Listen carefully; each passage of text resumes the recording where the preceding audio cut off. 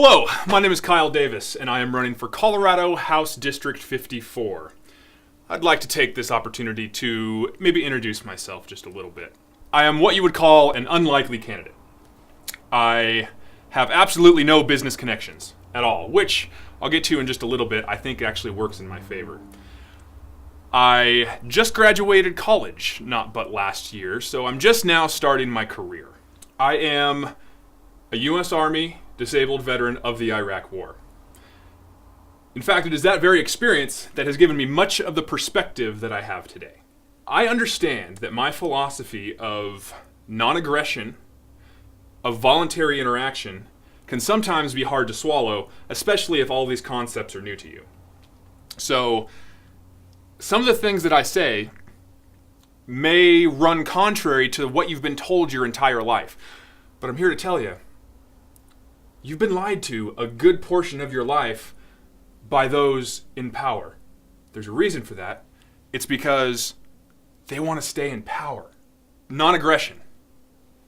Seems pretty basic, right? Don't hurt anybody. The non-aggression principle extends more than just to my anti-war stance. Non-aggression means more than just let's not fight any wars that we don't need to be fighting. Non-aggression extends to every aspect of our lives and as a society. You know the golden rule, right? This rule is found in various religious texts, as well as embedded deep in our own humanity. I follow this rule. I do not want to treat anybody the way that I would not want to be treated. I think the number one rule to be a good human being is don't be an asshole. Government has the sole monopoly on the ability to use force to get what it wants to get done. For example, taxes. No one likes taxes. I've never met anyone who enjoys paying taxes. What happens if you don't pay your taxes? They're not going to just let you keep going. You don't pay your taxes, men with guns will come, knock on your door, drag you out of your house, seize your assets, all while pointing guns at your head. In front of your family, in front of your dog, in front of your neighbors, in front of the world. That's force. All because you didn't pay your taxes. Now, paying taxes is patriotic. Paying taxes is something that we're obliged to do to live in a free society. Well, conflicting terms, taxes and free, that doesn't work. You're not free to not pay your taxes. Do we live in a free country? Don't want to pay your property taxes because maybe you don't have a kid who doesn't go to school. You don't utilize the library. You don't have an option to opt out. So I'm going to not pay them. What's going to happen? Your house is gone. The land that you own is gone. Can you ever really own something that you're constantly paying rent to the government for? Property taxes seem to run contrary to the idea of a voluntary and free society. You can never own it. The government owns it. You're just paying them rent every year. Should that be the case? Should the government have the right to use force against you to make you do things against your will, to make you do things that maybe run contrary to your personal beliefs and opinions? Should you be able to opt out of a system which you find immoral? I say yes. I think you should.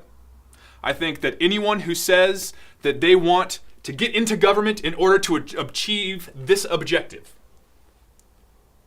like create jobs, like to be tough on crime, all of these objectives can only be achieved by using force on other individuals. Let me let you in on a little secret.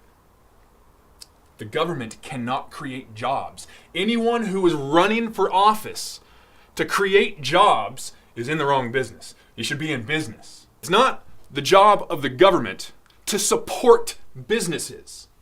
I may not be what some organizations may call business friendly,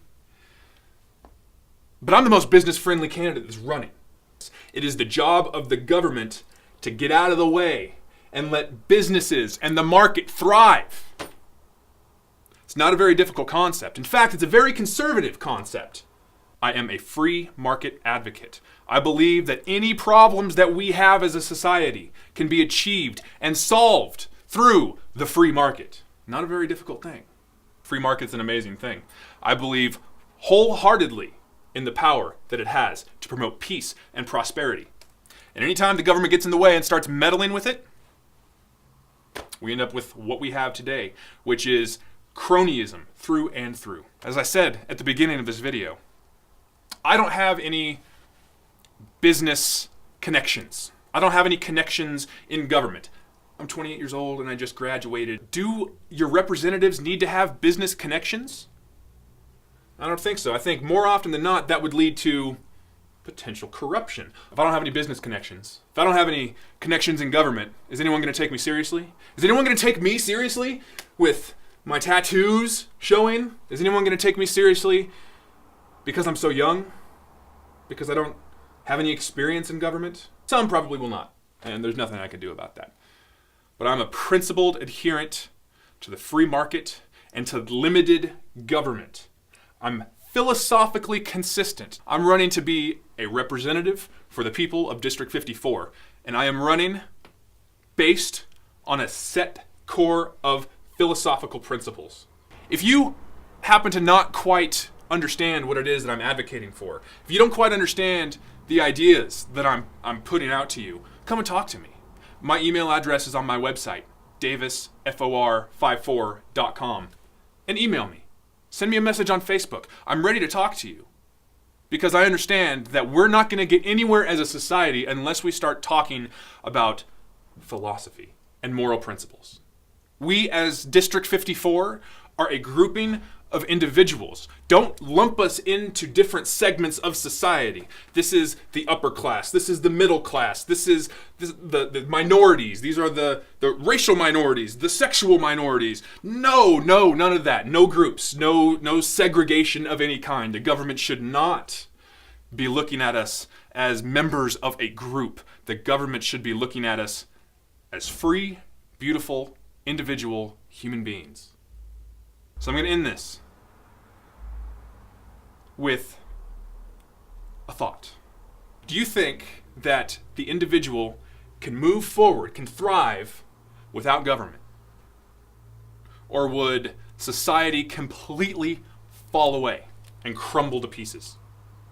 Or, without government intervention, do you think that that person would thrive? Do you think we as a society would thrive if government got completely out of our lives? If you think that we can, I'm the person that you should start looking into a little bit more and considering to vote for, because I'm consistent with my small government principles. I will not sell out to corporate interests, to special interests, to minority interests, to majority interests. I have a strong foundation on which my principles are built. But I always have room on that foundation for other people to come and build upon. I'm Kyle Davis, and I'm running for Colorado House District 54.